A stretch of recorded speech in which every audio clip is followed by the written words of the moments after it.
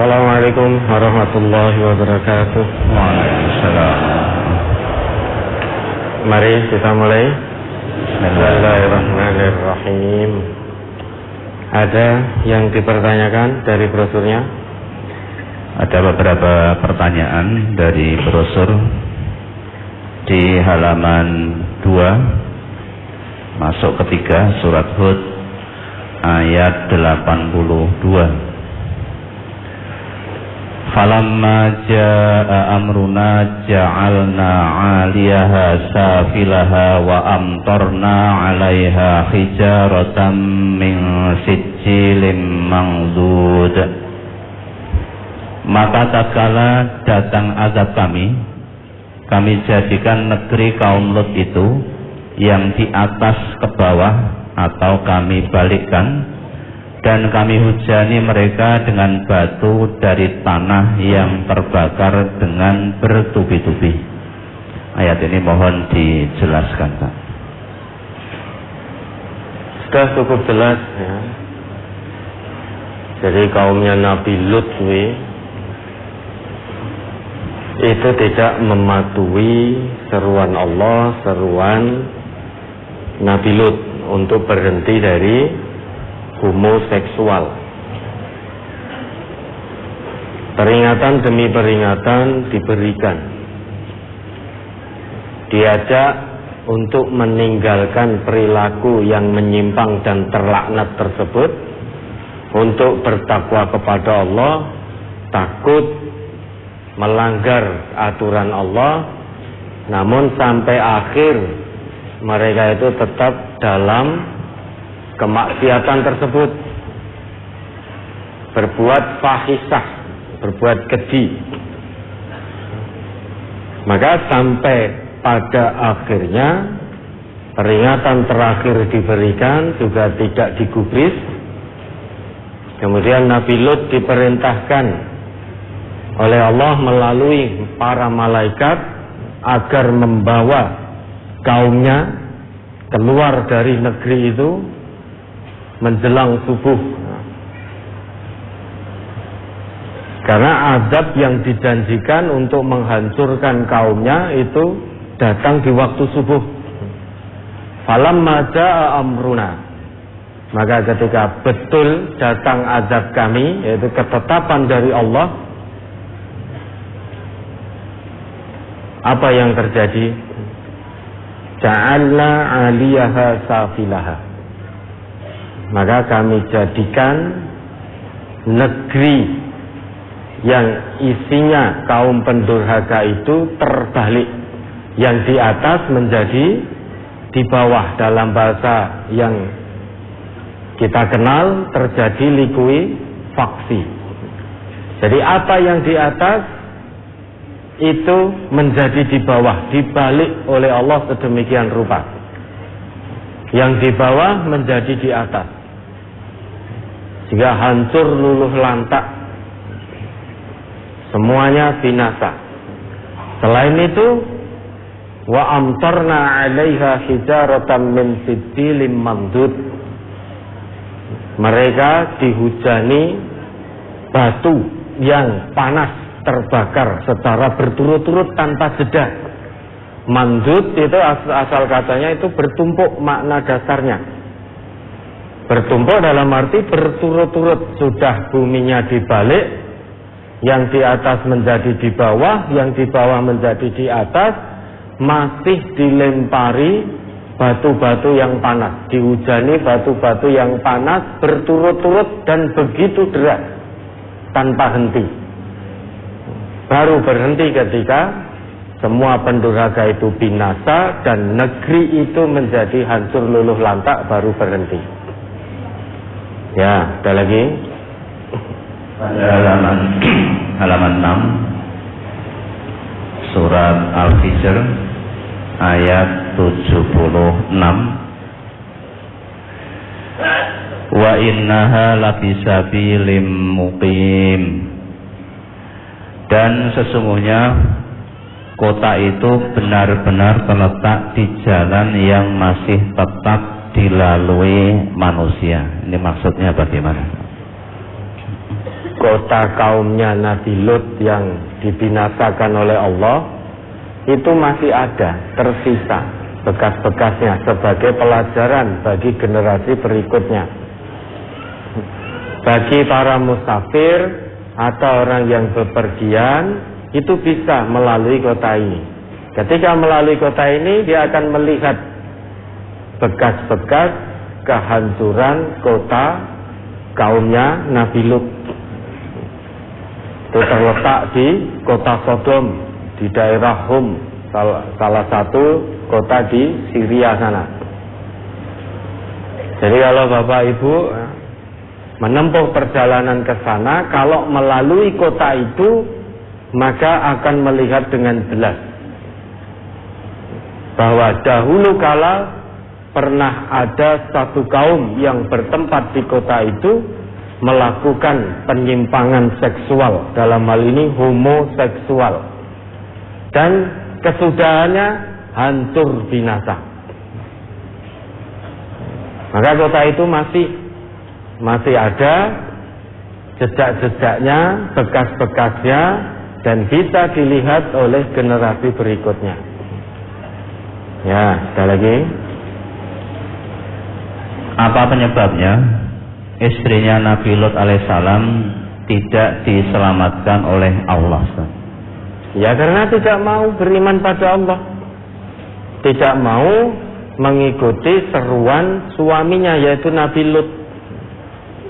Dia tetap mendukung kaumnya itu. Bahkan ketika para malaikat utusan Allah datang kepada Nabi Lut, sebetulnya kaumnya tidak tahu dengan kedatangan para malaikat yang berwujud manusia. Namun dasar istrinya Nabi Lut itu durhaka. Dia memberitahu kaumnya bahwa di rumahnya ada beberapa pemuda yang sangat tampan. Ada beberapa pemuda yang sangat tampan datang bertamu ke rumahnya. Itu diberitahu oleh istrinya Nabi Lut. Makanya waja'ahu qaumuhu yuhra'una ilaih. Setelah mendapat berita itu, kaumnya Nabi Lut datang ke rumahnya Nabi Lut dengan tergesa-gesa, khawatir kok kayak tamune ndang mulih wong jarene bagus-bagus, atau khawatir didahului oleh yang lain, sehingga mereka tergesa-gesa datang ke rumahnya Nabi Lut. Tujuannya apa? Ingin melampiaskan syahwat. Wong ini namanya homoseksual. Maka kalau ada pria yang tampan, itu sangat tertarik, nafsunya naik. Maka ini terlaknat, terjungkir balik fitrahnya. Maka hukumannya pun juga sama, dijungkir balikkan. Yang atas menjadi bawah, bawah menjadi atas, karena mereka juga menjungkir balikkan fitrah kemanusiaannya.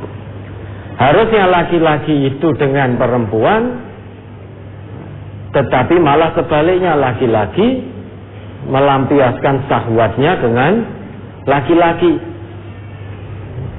Kalau dahulu itu laki-laki dengan hanya laki-laki dengan laki-laki. Sekarang ini lebih dahsyat lagi kemaksiatan yang dilakukan. Selain laki-laki dengan laki-laki, perempuan juga dengan perempuan, lesbian, bahkan ada yang dengan binatang juga zaman sekarang ini. Jadi kerusakannya lebih parah. Kalau zaman kaum Nabi Lut hanya laki-laki dengan laki-laki, itu saja sudah mengundang bencana yang begitu dahsyat, hancur luluh lantak. Pelaku-pelaku homoseksual binasa semuanya, diazab oleh Allah. Nah, sekarang ini tidak hanya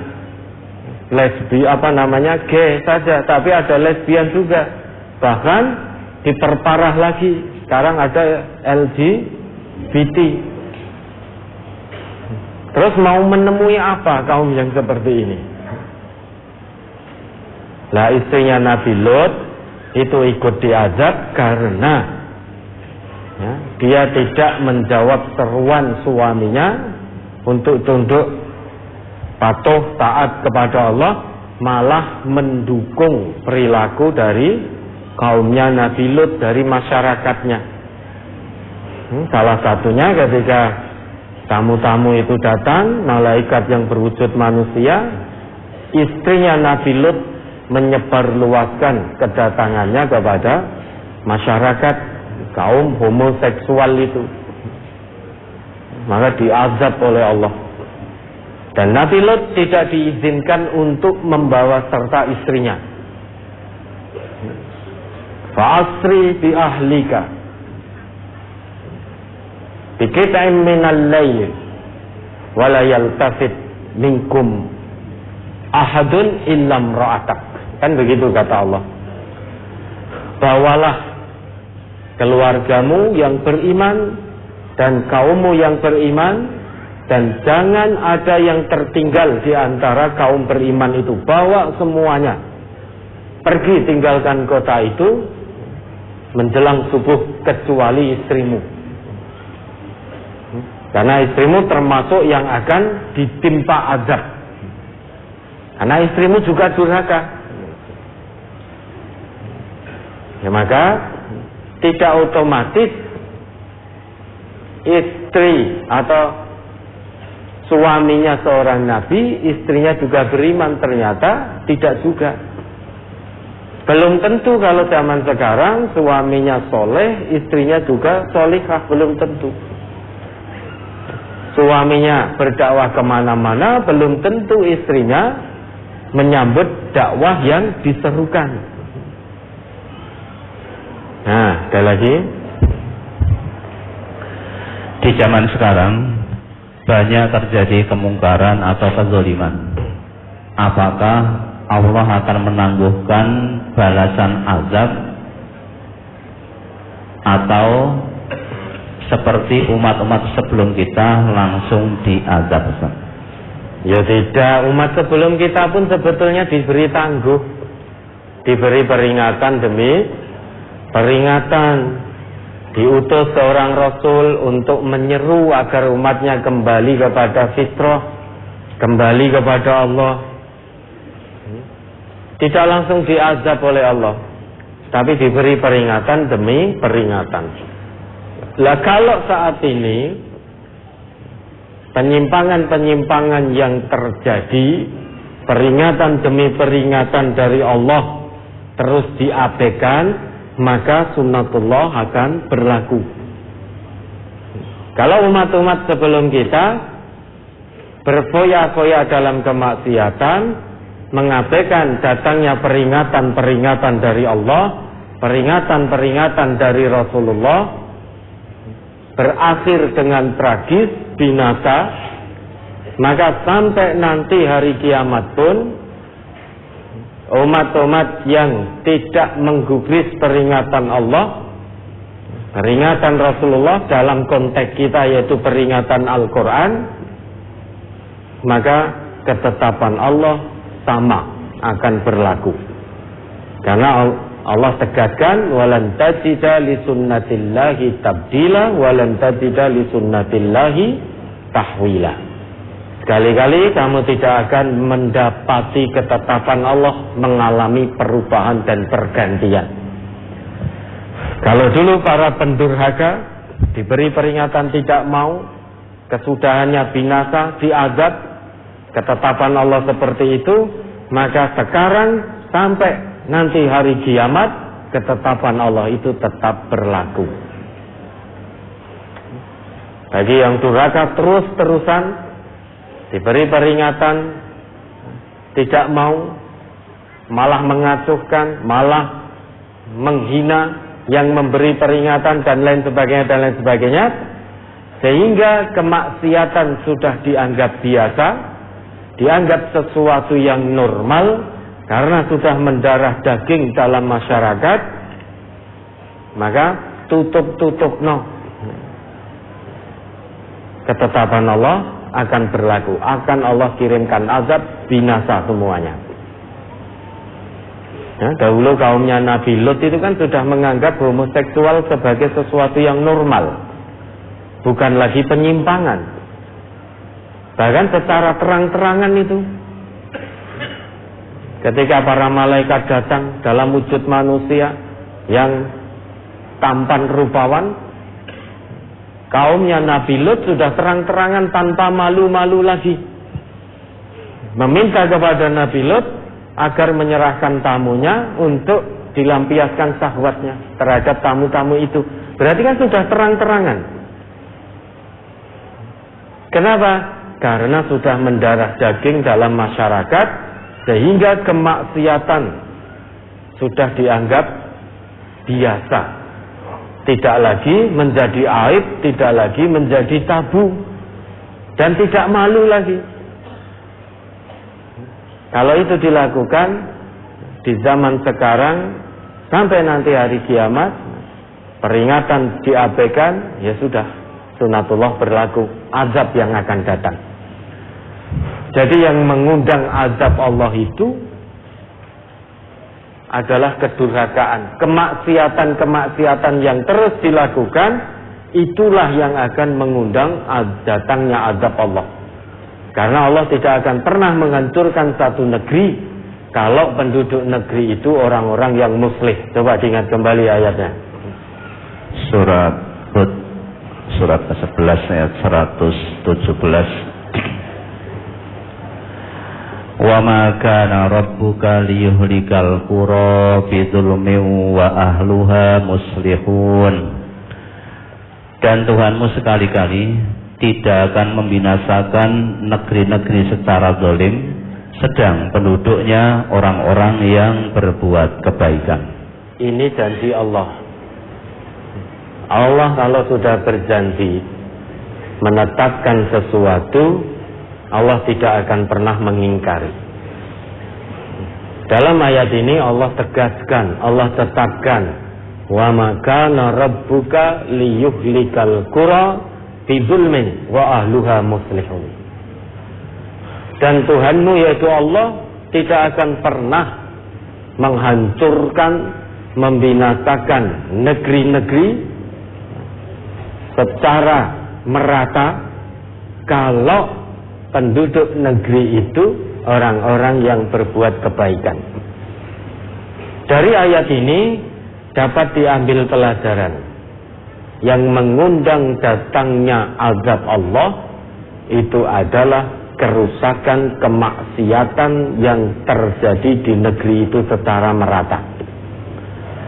Dan orang-orang baiknya sudah tidak punya kekuatan lagi untuk mencegah kemungkaran dan kemaksiatan di negeri tersebut. Oleh karena itu, karena orang baiknya juga sudah tidak punya kemampuan lagi, sebagaimana Nabi Lut tadi, sudah tidak ada kemampuan lagi untuk mencegah perbuatan kaumnya, maka yang beriman diselamatkan oleh Allah, yang durhaka akan diazab habis-habisan oleh Allah. Dan ingat, jika azab Allah datang secara merata, semuanya akan kena. Para pendurhaka akan dipindahkan oleh Allah ke dalam siksaan yang lebih dahsyat. Orang-orang yang beriman dipindahkan oleh Allah menuju kebahagiaan yang hakiki.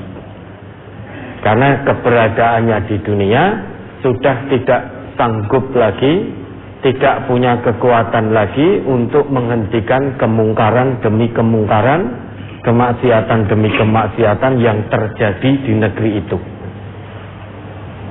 Dia yang mengundang azab Allah menurut ketetapan Allah dalam surat Hud ayat 117 ini, mafhum mukhalafahnya, yang mengundang azab Allah adalah kemaksiatan yang terus-menerus dilakukan di negeri itu. Dan negerinya bisa di mana saja. Bisa di mana saja. Bisa terjadi di wilayah manapun, di negara manapun. Ya, ada lagi.